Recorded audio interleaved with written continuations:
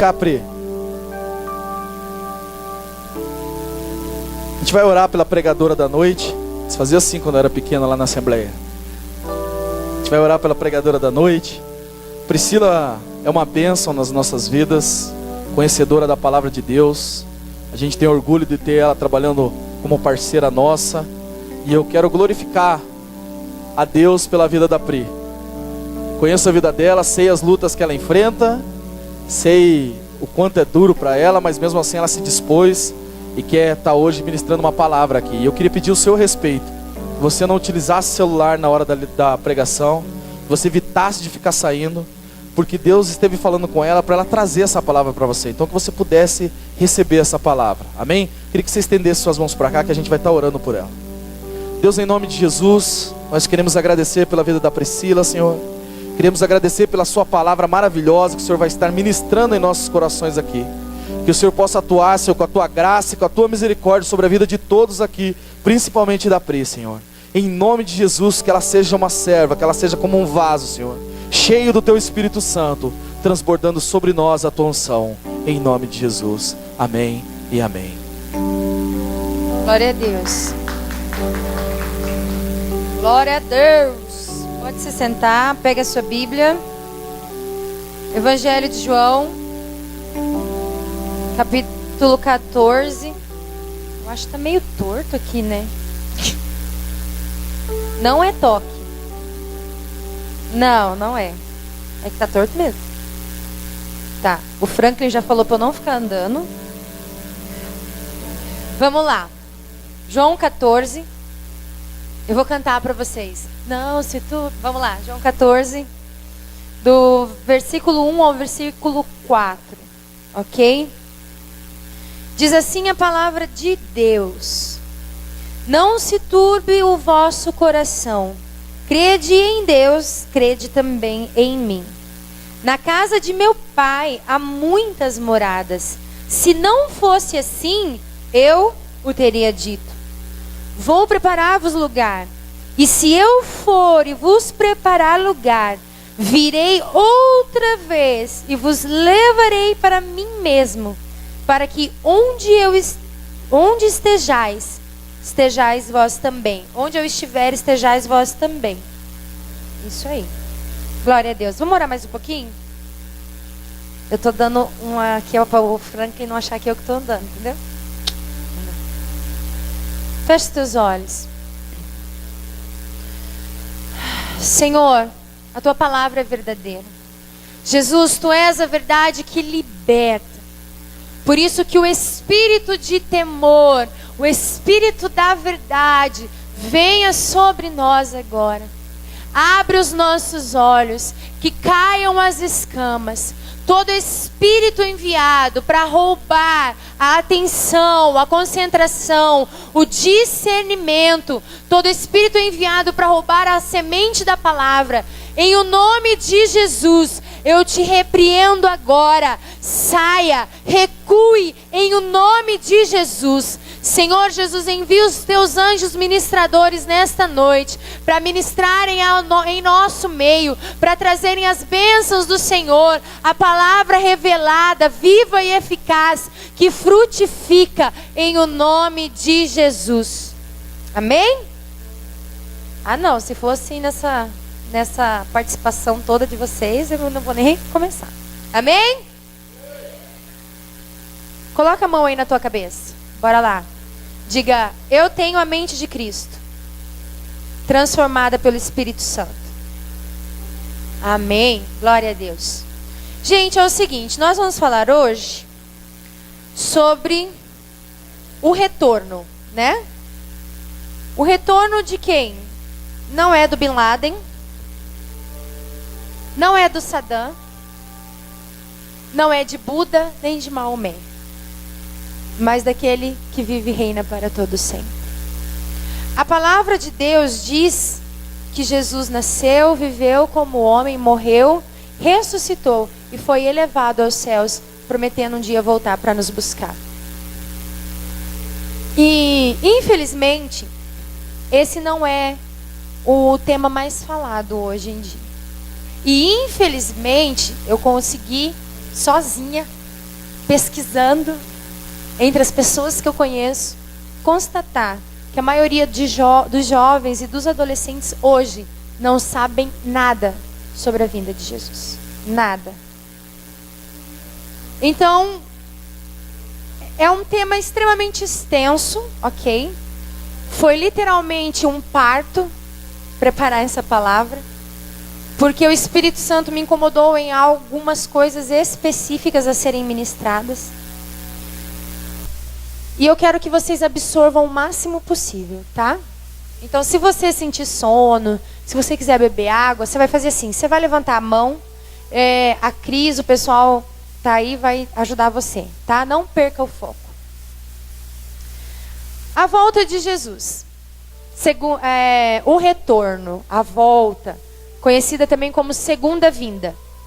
A segunda vinda, ela só é possível se aconteceu a primeira, certo?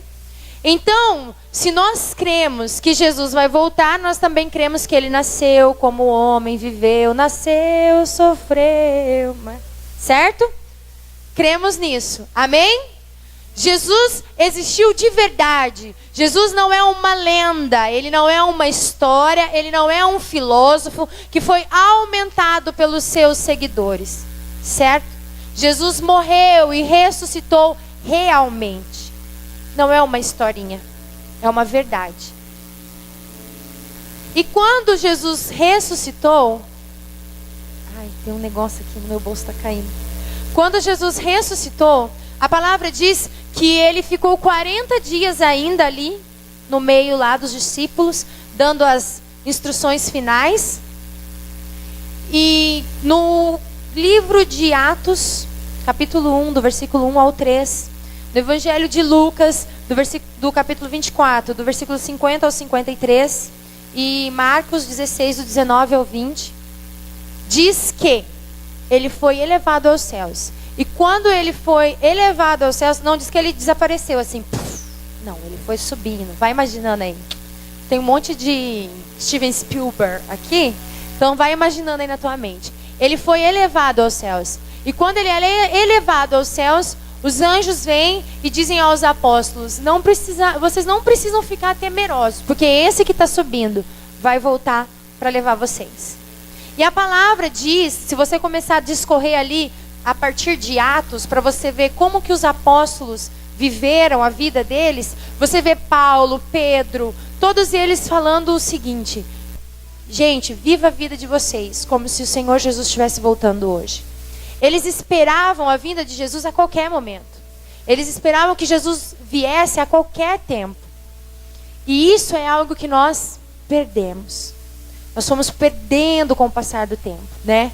Nós não vivemos mais essa grande expectativa. Ah, não, Jesus vai voltar só quando eu já estiver casado, com os meus filhos, velhinho, né? Aí Jesus pode voltar, por enquanto. Só que hoje nós estamos muito mais perto da volta de Jesus do que quando eles viveram. E quando eles viveram os dias de uma maneira tão intensa, desejando tanto a volta de Jesus, que hoje, nós que estamos tão próximos do grande dia, não conseguimos entender o que esses homens viviam. A palavra diz: bem mais aventurado é aquele que não viu e creu. Mas a tua fé, a tua crença, a tua esperança, a tua expectativa de que ele vai voltar, tem que ser alimentada, tem que ser guardada, tem que ser protegida. Amém? Eu vou tirar o óculos porque ele está sujo e está me incomodando um negócio aqui.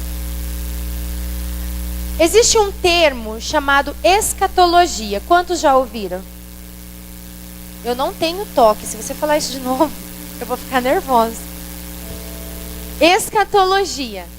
Escatologia, eu vou ler a definição aqui bem certinha para vocês. Doutrina das coisas que deverão acontecer no fim dos tempos. Trata da segunda vinda, os eventos que precederão a sua vinda, como a conversão de Israel, a vinda do anticristo, morte e ressurreição do anticristo, ok? Do milênio, do juízo, do estado eterno dos homens. A escatologia é uma linha teológica de estudo que os estudiosos, né, se é de estudo, são os estudiosos, traçaram para entender esse tão aguardado dia. As pessoas leem Apocalipse, leem a Bíblia, eles liam, e eles tinham tanta sede de entender que eles começaram a estudar e a traçar teorias. Só qual que é o problema? O problema da escatologia é que a Bíblia, ela é interpretada, certo? Todo texto que é interpretado, ele vai ter mais de uma leitura, ok? O texto que eu interpreto pode ser diferente do texto que você interpreta. E nisso começou a surgir divergências de teorias. Uns são pré-tribulacionistas, que eu vou explicar para vocês, que é a igreja vai ser arrebatada antes da tribulação. Outros são pós-tribulacionistas, que vai ser só depois que sofrer, o mundo chorar, irarará, daí Jesus vem. E outros são mesotribulacionistas. Eu particularmente tô no meio. Eu acho que a gente ainda vai pegar um sofrimentinho aí, né? Nem tudo é de graça, bababá e tal. Mas isso, hoje, é um problemão na igreja. Problemão. A Leonardo Gonçalves, no DVD dele, fala uma coisa que eu achei fantástica. Ele diz o seguinte: o motivo da maior esperança dos crentes, aquilo que deveria unir a igreja, tem sido a maior discussão e causa de desunião entre os cristãos. Por quê? Porque se eu sou pré, eu quero que você seja pré, eu não quero que você seja pós-tribulacionista. Eu tô certa, você tá errado, você tem que vir pro meu time. Isso é errado. A Bíblia, a interpretação das coisas que estão ditas na Bíblia são guardadas para Deus. Deuteronômio 29 diz: os mistérios de Deus são guardados para Deus. Aquilo que é dado ao homem conhecer se faz luz. Aquilo que não é dado ao homem conhecer é mistério, é para Deus. Então, se é simbologia, se é símbolo, ok? Símbolo pode significar várias coisas ao mesmo tempo. Então, eu não posso deixar de amar o meu irmão e deixar de ter comunhão com ele, porque Jesus vai voltar daqui 5 dias, daqui 10, ou se ele vai vir numa nuvem branca, com 2 nuvens, um pé em cada nuvem, não interessa, ele vai vir. Essa é a verdade que nós vivemos. Ele vem. Como ele vem, está guardado para ele. Amém? Então, se quando vocês tiverem interesse de estudar escatologia, forem lá estudar as teorias, quando tiverem estudos na igreja e forem apresentadas essas teorias para vocês, entendam uma grande coisa. A principal, ou o que você tem que guardar de principal, é que Jesus vem e você tem que viver a sua vida esperando isso. Se você vai passar pela tribulação, mas você vive a tua vida esperando isso, você vai passar pela tribulação cantando glória a Deus e aleluia, com muito louvor, vou passando pela prova dando glória a Deus. Amém? Agora, a sua fé tem que estar firmada em que Ele vem. Essa é a esperança. A segunda vinda, ela é a consumação da primeira. A primeira vinda, Jesus veio, nasceu como homem, viveu, morreu e nos abriu um caminho ao Pai, ok? Agora Ele está lá no trono, à direita de Deus, em stand-by, esperando que nós nos relacionemos com Ele, esperando a consumação dos tempos para que Ele venha e nos leve ao Pai. O propósito da morte de Jesus não é que a gente viva eternamente aqui na terra. Viveu, nasceu, morreu, adora, dará. Não. O propósito de Jesus vir na terra, nascer, morrer e ressuscitar, é que um dia Ele venha, nos leve, sejamos glorificados, estejamos para sempre com Deus lá, não aqui, sem distância, sem tempos, sem quebras, eternamente com o Senhor. A segunda vinda e a primeira, elas não são de importâncias diferentes. Uma é mais importante que a outra. Porque sem a primeira não existe a segunda, e sem a segunda, a primeira não teria motivo. Não é verdade? Você seguiria a um Deus que morresse por você e você fosse viver a vida inteira aí ao léu e daí morreu, acabou? Não tem lógica. Ela é tão importante quanto a primeira, e nisso nós vemos que até lá no Antigo Testamento se fala da segunda vinda de Jesus. Você sabia que no Antigo Testamento fala da volta de Jesus? Sabia? Quem sabia? Daniel capítulo 7, versículo 13. Vamos lá? Gente, eu vou citar alguns versículos. Se vocês quiserem ficar espertos aí e anotar, acho que a gente não vai conseguir ler todos. Tá? Daniel 7, 13. Se alguém achar primeiro, dá um grito aí. Aqui, já achei. 7, 13 e 14. Eu estava olhando nas minhas visões da noite e vi que vinha nas nuvens do céu um como filho do homem. Ele se dirigiu ao ancião de dias e o fizeram chegar até ele. Foi-lhe dado o domínio, a honra e o reino. Todos os povos, nações e línguas o adoraram. O seu domínio é um domínio eterno, que não passará. E o seu reino, o único que não será destruído. Você sabia que Daniel falou isso? Você consegue olhar aqui e não ver Jesus? Você consegue olhar aqui e não entender que é a volta de Jesus? Não dá, é inegável. Daniel capítulo 12, versículo 1. Para quem não sabe, Daniel é muito usado nos estudos escatológicos, ok? Só fica aí 70 semanas e tal. Jeremias 30, versículo 7. Zacarias 12, versículo 10. Algumas das citações da segunda vinda de Jesus dentro do Velho Testamento. Todas as promessas sobre Jesus se cumpriram. Sobre o seu nascimento, sobre como ele nasceria, aonde ele nasceria, a cidade que ele nasceria, como ele morreria, que ele seria maldito, que ele ressuscitaria, que ele venceria a morte. Então nós não temos motivos para acreditar que a promessa da segunda vinda não vai se cumprir. Certo? É uma promessa e ela vai se cumprir.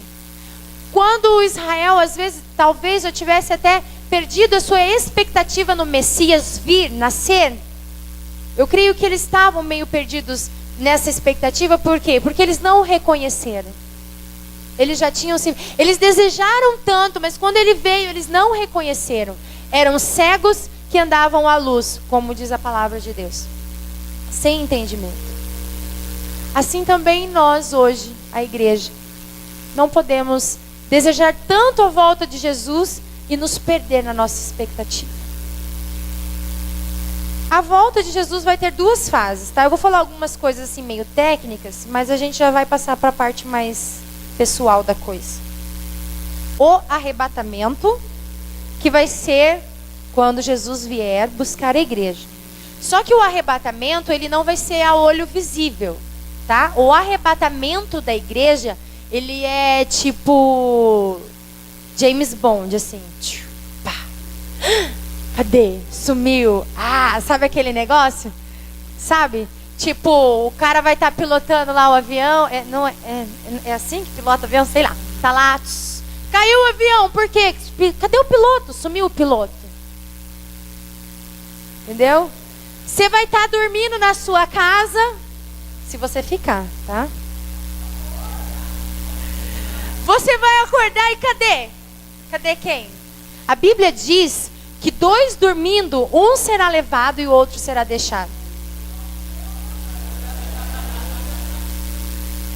Né? Essa é a palavra de Deus. E muitos que pensam que vão, não irão. E muitos que talvez você ache que não vai estar lá, estará lá. Ok? Quero deixar registrado que eu acho que o Michael Jackson está lá, mas tudo bem, isso é uma opinião minha, cada um crê no que quiser, tá?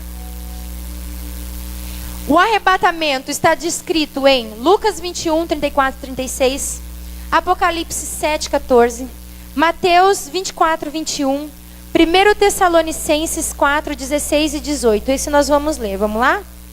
1 Tessalonicenses, é o primeiro? É. 4, do 16 ao 18. Gente, qual é o problema do Michael Jackson ir pro céu? Então, vamos lá.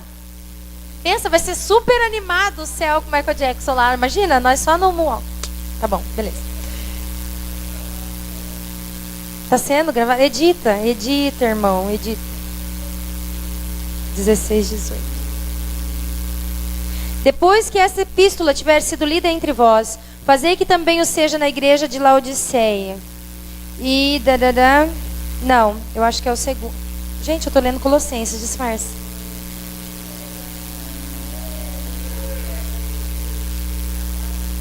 Glória a Deus. Pois o mesmo Senhor descerá do céu com grande brado, a voz do arcanjo, ao som da trombeta de Deus, e os que morreram em Cristo ressurgirão primeiro. Depois nós, os que ficarmos vivos, seremos arrebatados com eles nas nuvens, para o encontro do Senhor nos ares, e assim estaremos para sempre com o Senhor. Portanto, consolai-vos uns aos outros com essa palavra. Essa aqui, que os mortos vão ressuscitar e pá, tipo... Walking Dead é feio, né? Não, isso não. Isso não vai ser visto pelas pessoas. Isso é espiritual. Vai ser um mover espiritual. Só que o nosso corpo será levado, ok? O seu corpo vai ser levado e você vai receber um corpo glorificado para estar diante de Deus. Ah, e outra coisa. Fazer um regime ajuda, mas tudo bem. Outra coisa.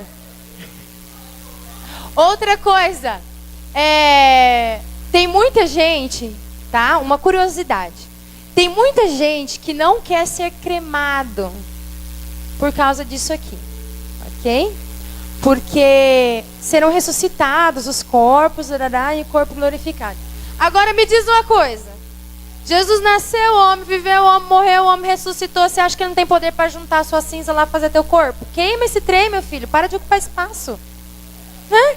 Não tem mais espaço no mundo para pôr morto, né? Não tem, põe no LX, sei lá. Economiza para tua família, né? A família vai ficar pagando lá o caixão, o lugar, a vida inteira. Economiza, pensa na família, tá? Agora vamos falar, voltando pro sério. Não, eu tô falando sério, é verdade. A segunda fase, tá? Vocês entenderam que tudo isso vai acontecer e ninguém vai ver, ok? Só vão dar falta lá. Nossa, já? Não pode. Só vão dar falta de você. Você foi. Amém? Você foi.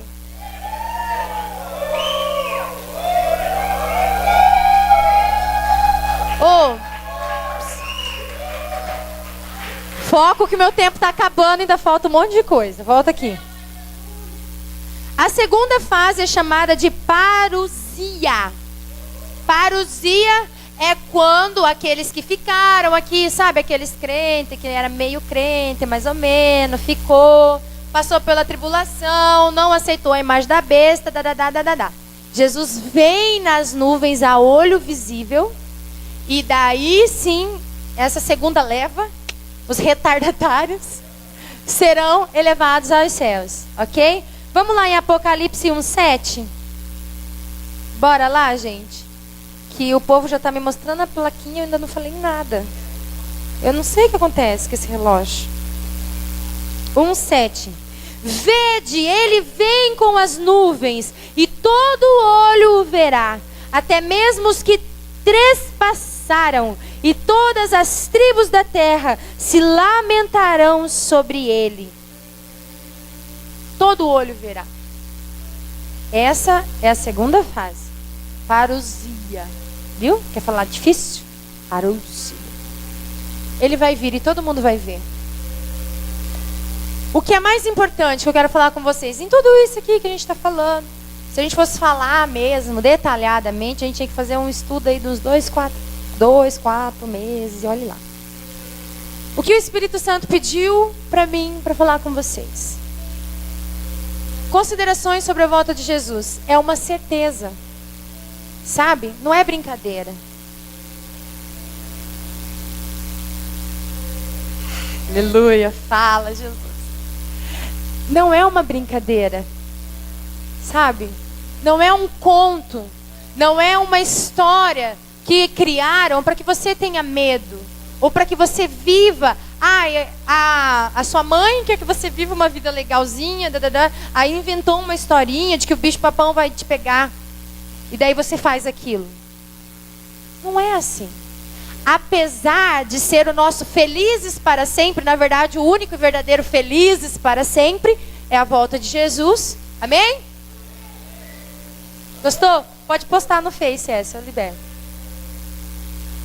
O verdadeiro felizes para sempre. O único e verdadeiro, né? Felizes para sempre. É uma certeza. Sabe, não é brincadeira. Não é algo para mexer com o teu emocional. É uma verdade. Mateus 26, 64. Lucas 21, 27.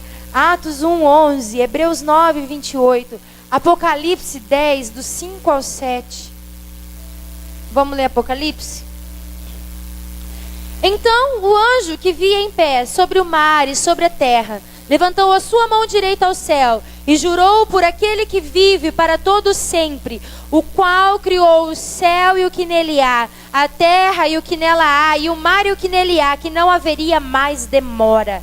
Mas nos dias da voz do sétimo anjo, quando ele estiver prestes a tocar a trombeta, se cumprirá o mistério de Deus, como anunciou aos profetas seus servos. Ele vem, ele vem, ele vem. É inquestionável, é inegável. Jesus fez tanta questão dos apóstolos terem essa convicção, porque talvez eles não conseguiriam passar por todas as lutas que eles fossem passar se eles não tivessem a expectativa do retorno. Então, João 14, do 1 ao 4, 18, 20, versículo 28, Mateus 25, 31 e 34, Mateus 16, 27, 1 Coríntios 4, 5, Mateus 24, 44, Tito 2, versículo 13, Hebreus 10, versículo 37. Tudo isso fala sobre certeza. Certeza que ele vem. Hebreus 9, 28. Assim também Cristo, oferecendo-se uma só vez para levar os pecados de muitos, aparecerá a segunda vez sem pecado aos que o esperam para a salvação. Vocês conseguiram entender que não é brincadeira? Que não é pouca coisa?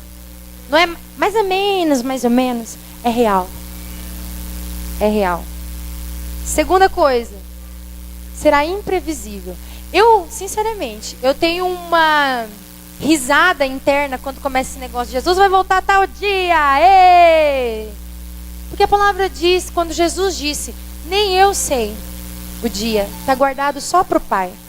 Quando se consumarem os tempos, quando tudo aquilo que o Pai determinou se cumprirá, daí ele vai falar, agora você levanta e vai buscar a minha igreja.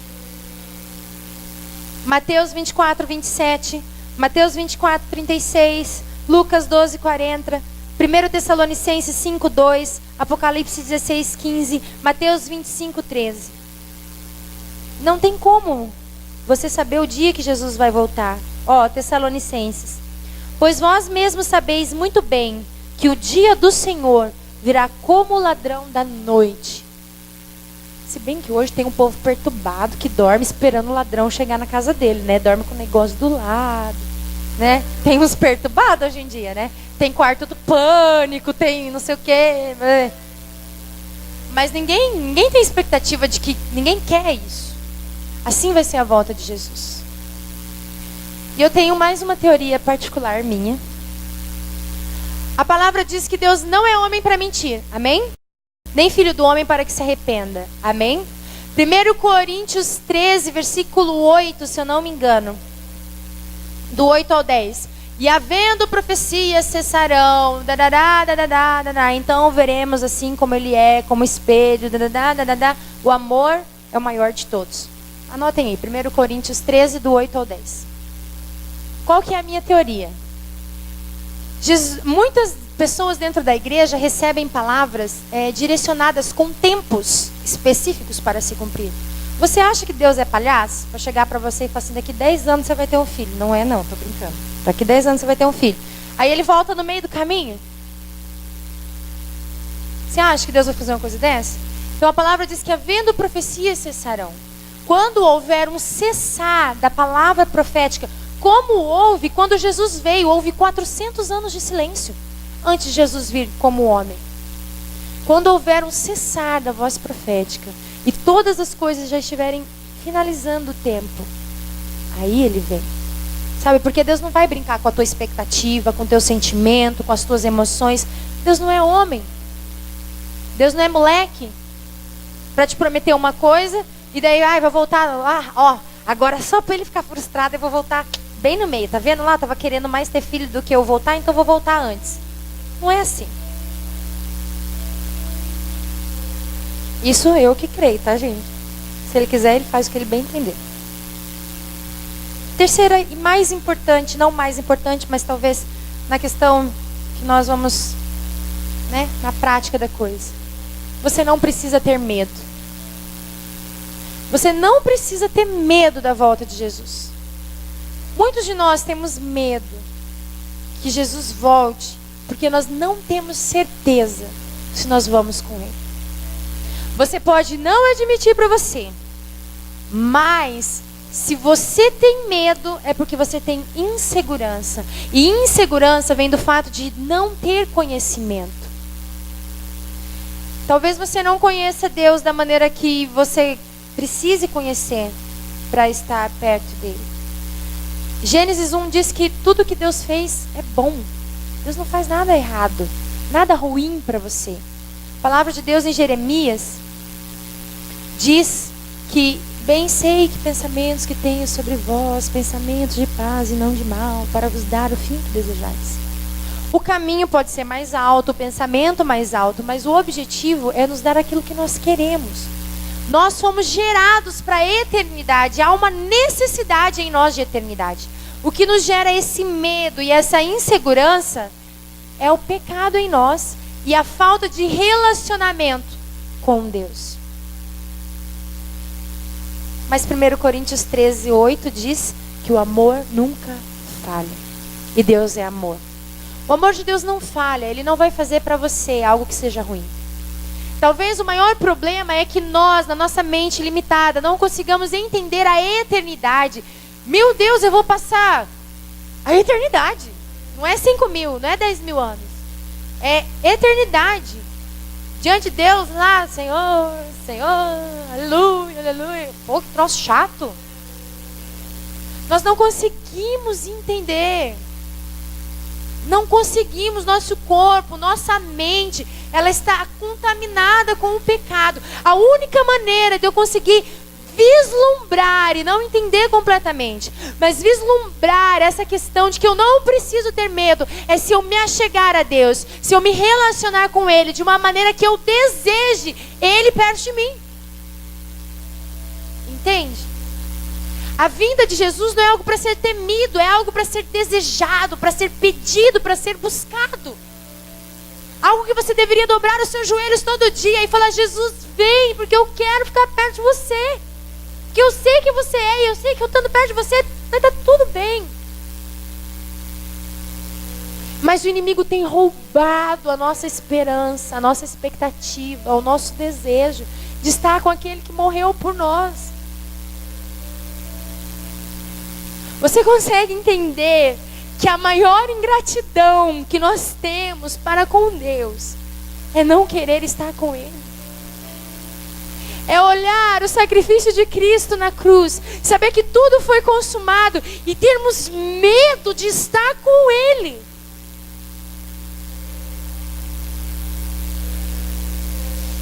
Eu quero te dar alguns motivos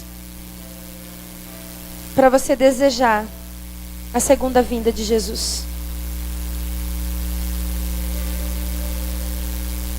Bem-aventurados aqueles servos, os quais, quando o Senhor vier, achar vigiando.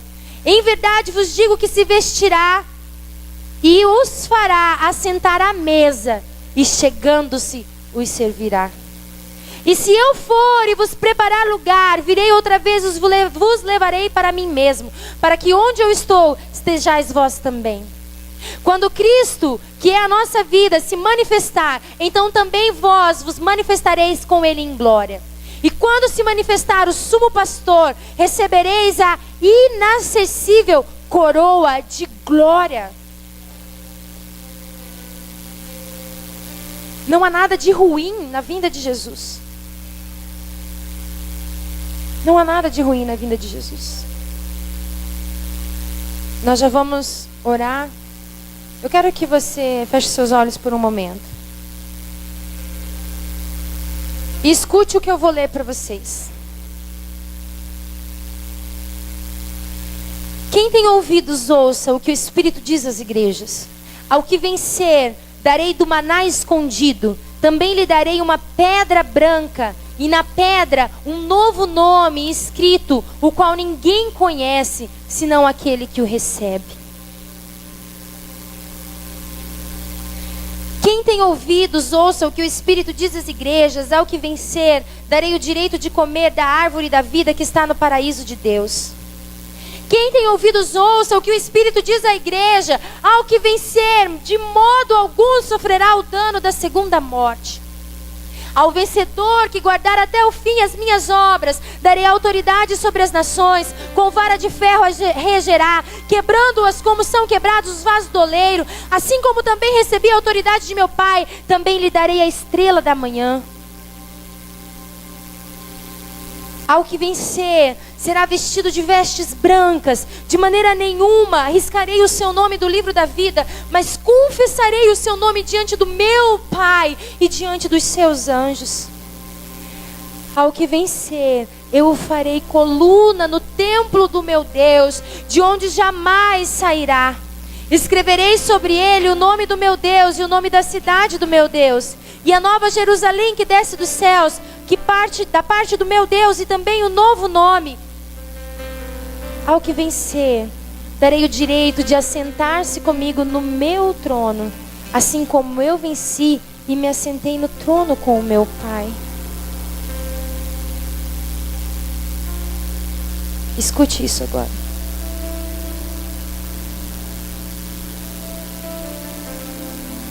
Vi também a cidade santa, a nova Jerusalém, que de Deus descia do céu, ataviada como uma noiva para o seu noivo.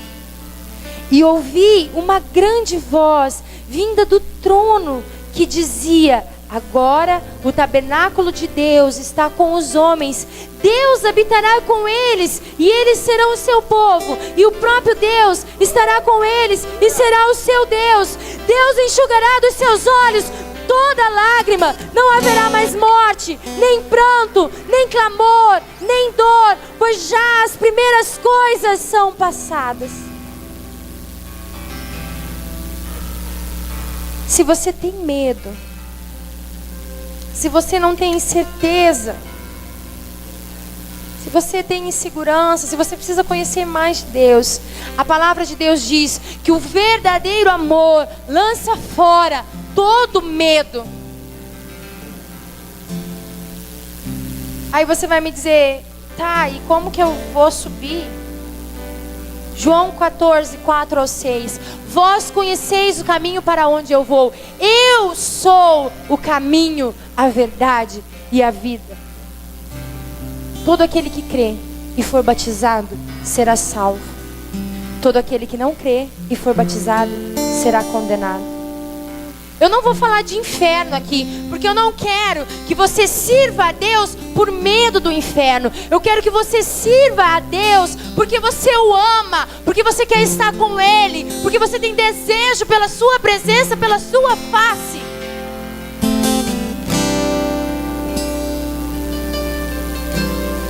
Você vai fechar ou ficar com os seus olhos abertos. O Eduardo vai pôr um vídeo. Veja se não tem muita ministração aí, que ele vai falar um pouquinho antes de uma canção chamada Princípio e Fim. E enquanto essa canção estiver tocando, você vai pedir ao Senhor que Ele tire Que Ele tire do teu coração todo medo. Vai.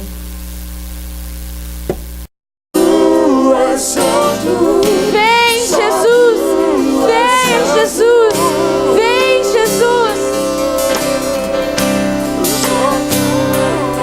Oh, Deus! Deralabachei, derandalabasui, derandalabassou, derandalabacei, derandalabachou, derandalabasui, derandalabacei. Eu não quero provocar em você emoção para você chegar aqui na frente, chorar, chorar, e quando você voltar para sua casa, você se sentir vazio novamente. Eu quero que você seja encontrado por essa verdade. Só que isso só acontece se você se permitir. Eis que estou à porta e bato. Se alguém abrir, eu entrarei e cearei com ele. Você pode dizer: Senhor, eu quero desejar a tua vinda. Eu quero que a hora que eu sair daqui dessa oração, tudo em mim seja diferente, tudo na minha mente, tudo no meu coração. Eu vou viver todos os dias, todos os dias, todos os dias para a vida do Senhor, para que o Senhor venha. Eu vou mentir menos, porque eu quero que o Senhor venha e eu quero ir com o Senhor. Eu vou lutar contra a mentira, eu vou lutar contra a pornografia, eu vou lutar contra a fofoca, porque eu quero ir com você, eu não quero ficar. Você está disposto a viver uma nova vida diante de Deus? Uma nova vida diante de Deus. Uma nova vida diante de Deus. Espírito Santo de Deus. Espírito Santo de Deus. A paz que excede todo entendimento. A paz que o Senhor Jesus nos deixou. O Consolador que Jesus nos deixou. Inunda o nosso coração agora, nesse momento. De paz, de certeza, de convicção, de esperança. Só tu és santo.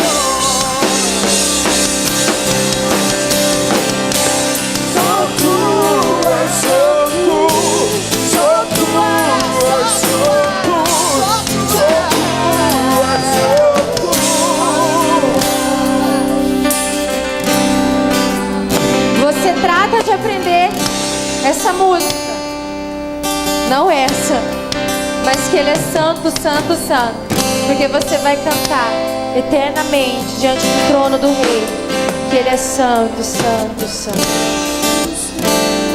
A palavra de Deus diz que Jesus falou o seguinte: vou para o Pai, mas não vos deixarei órfãos, eu vos enviarei enviarei o Consolador. O Espírito Santo é o teu maior aliado para guardar essa esperança e essa expectativa, essa fome e essa sede da presença de Deus. A palavra também diz que Ele é o selo. Estamos selados, guardados, esperando a sua vinda. E o Espírito Santo é o selo de que nós estamos esperando o Senhor. Por isso eu quero que você coloque a mão direita sobre o seu coração. A mão direita sobre o seu coração. Coloque a sua mão direita sobre o seu coração. Espírito Santo de Deus, nós te pedimos nesta noite que o Senhor venha selar as nossas vidas para aguardarmos o nosso amado. Selar contra todas as coisas do mundo. Selar o nosso coração de toda contaminação. E é por isso que eu te peço nesta noite que o Senhor visite a cada um agora, Espírito Santo de Deus. Que o Senhor comece a enchê-los, Espírito Santo. Que o coração deles transborde da tua presença. Espírito Santo de Deus, faz visitação neste lugar. E começa a enchê-los, enchê-los, enchê-los, enchê-los, enchê-los, enchê-los, enchê-los, enchê-los, enchê-los, enchê-los da tua doce presença.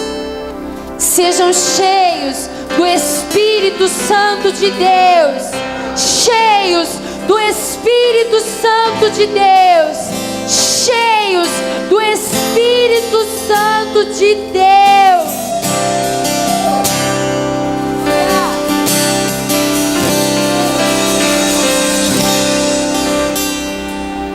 O Espírito Santo de Deus guarde o seu coração e a sua mente até o dia em que nós veremos o nosso lindo e amado noivo, o dia em que os céus se abrirão e ele virá em glória, reluzente